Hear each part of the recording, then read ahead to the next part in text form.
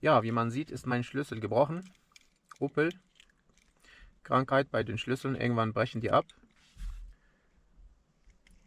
An der Stelle. Ich habe zwar einen zweiten Schlüssel da, aber der ist auch genauso gebrochen. Ich zeige euch, wie ich das Problem für unter 10 Euro lösen werde.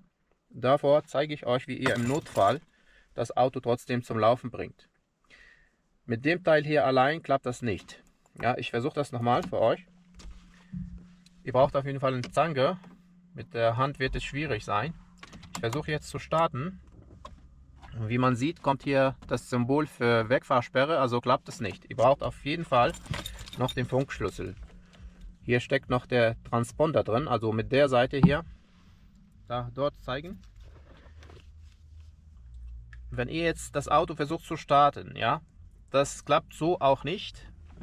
Passt mal auf. Ja, warum? Ihr müsst die Zündung ausschalten. Und von Anfang an schon muss der Funkschlüssel dran sein, sonst klappt das nicht. Ja, passt mal auf, jetzt startet das Auto, Kupplung natürlich nicht vergessen.